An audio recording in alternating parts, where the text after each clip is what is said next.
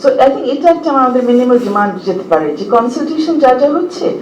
যেই কনসালটেশনই হোক না কেন, এই ক্ষেত্রে আইসিটি ডিভিশনের যে বা মিনিস্ট্রির যে কনসালটেশন পাবলিক করা হোক, কারা গেলেন, কবে গেলেন, এবং তারা যে সুপারিশগুলো দিয়েছেন লিখিত আকারে যদি দিয়ে থাকে সেগুলো উঠে ফেলা হোক, তাহলে আমরা সবাই সেটা থেকে আমাদের জ্ঞান বৃদ্ধি করতে পারবো, আর একটু বুঝতে পারবো কি কি বিষয়গুলো সামনে নিয়ে আসছে, কি কি মিসিং হয়েছে, তাহলে সবাই তাদের কাজও ফোকাস করতে পারবেন।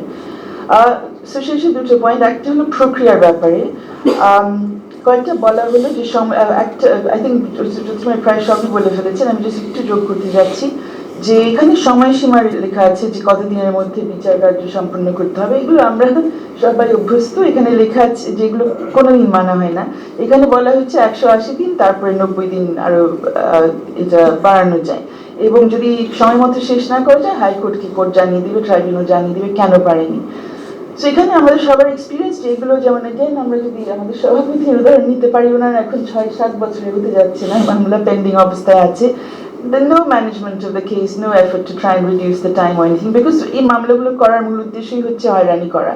এখন যদি আমরা মনে করি যে একটা বড় চেঞ্জ আসবে আর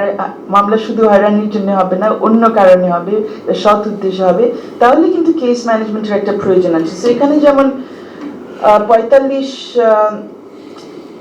ধারায় বোধহয় বলা আছে টাইম লিমিটের ব্যাপার, সেখানে বলা আছে হাইকোর্টের রিপোর্ট যাবে, কিন্তু হাইকোর্ট নিজে কি কোনো ব্যবস্থা করবে? এই রিপোর্টগুলো তারাও কিন্তু আলমারিবদ্ধ করবে না, ওনারা একটু দেখে টেখে নির্দেশনা দিবেন যে তোমরা শেষ করো, দেখি কি অবস্থায় কি হচ্ছে। তো আই থিঙ্ক এই আইনের সাথে দিয়া যে কথাটা বলছিলেন, শুধু একটা আইনের ব্যাপার না দেখে এই আইনের সাথে অন্য কি কি সম্পৃক্ত আছে, কার কি কি দায়িত্ব রয়েছে, সেটা যদি একই সাথে ঠিক করা হয় তাহলে অনেক বেশি এটা কার্যকরী হওয়ার অনেক বেশি সুযোগ থাকবে। এক্সপার্টের ব্যাপারে একটা ব্যাপার আছে এখানে 44 ধারা আই থিঙ্ক বলা হয়েছে যে বিশেষজ্ঞদের মতামত কোর্ট নিতে পারবেন, ট্রাইব্যুনাল নিতে পারবেন। এখানে আমরা অতীতে একটা খুব বড় প্রবলেম দেখেছি যে প্রসিকিউশনের পক্ষে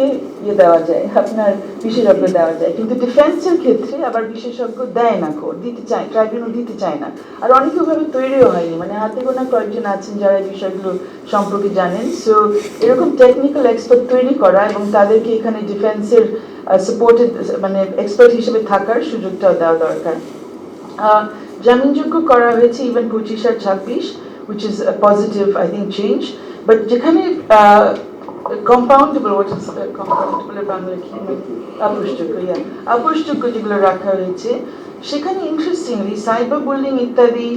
ওগুলো আপোষযোগ্য করা হয়েছে, কিন্তু ধর্মীয় অনুভূতিতে কেউ যদি আঘাত আনে সেটা আবার আপোষযোগ্য না। অথচ আমরা জানি সেখানে অনেক ধরনের ভুয়া মামলা হয়, মিথ্যা মামলা হয়, হয়রানিমূলক মামলা হয়, এবং অধিকাংশ ক্ষেত্রেই যারা খুবই অর্থোডক্স ভিউ না নেন, একটু ডিসেন্টিং ভিউ নেন, একটু প্রশ্ন করেন, মেবি মারফতি টাইপের এরকম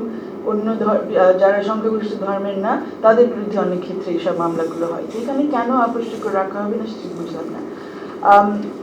আরেকটা ফাইনাল দুটো প্রসিডিউর পয়েন্ট, আরেকটা হলো স্যাংশনের ক্ষেত্রে, এটাও ধর্মীয় অনুভূতিতে আঘাত হানার ব্যাপার, যেটা বলছিলাম যে ঔপনিবেশিক আমলের যে রক্ষা কবচ ছিল সেটা আমরা রাখছি না।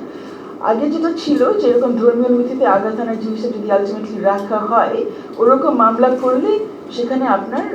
এটা ভালো করে পর্যবেক্ষণ